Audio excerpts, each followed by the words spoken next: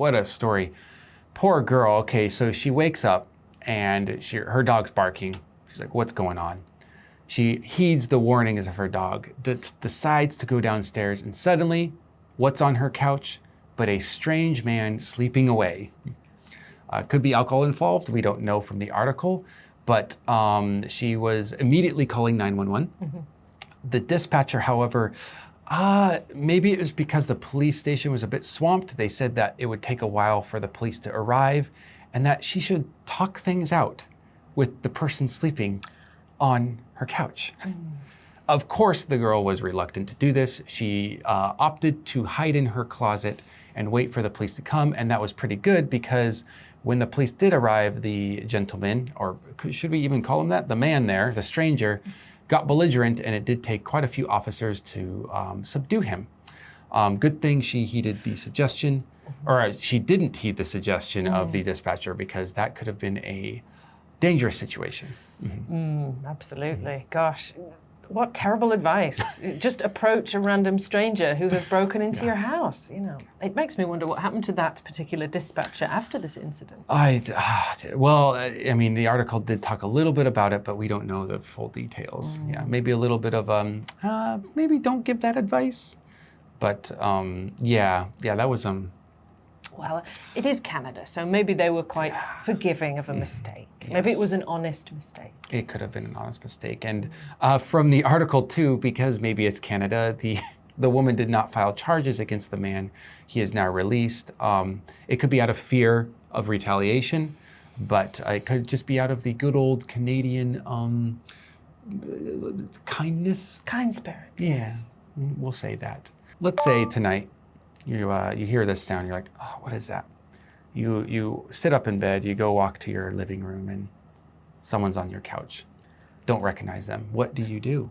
I've got to say, call the police. I mean, yeah, don't try and wake them up. They could be violent. They could just be confused. They might accidentally hit you. They might hit you on purpose. Who knows? Yeah.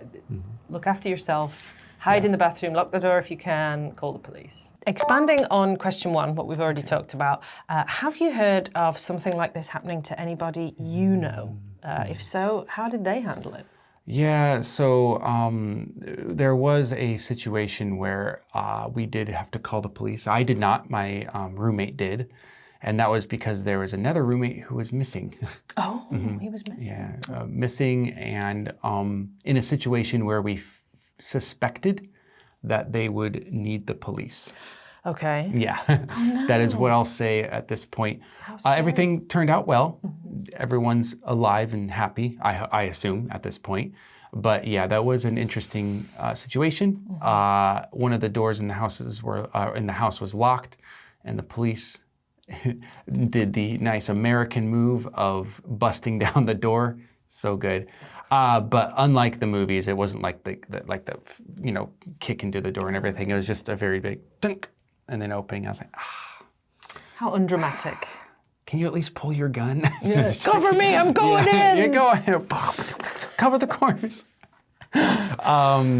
Actually, the police in my town were very nice police. I think they were the type of the police that you would want to have around for the most part, except when you're driving. Yeah.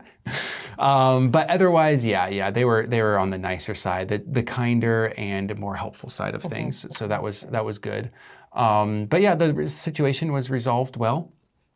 Everything was fine. The police filed a little report, and that was it. Oh, nice to know the system works sometimes. But that's not all we're going to say, because we're going to be studying that vocabulary, and it's good to start using those as soon as possible. We'll see you in the next one. Bye. See ya.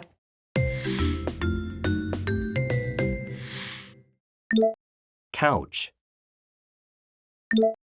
Couch. Dispatcher.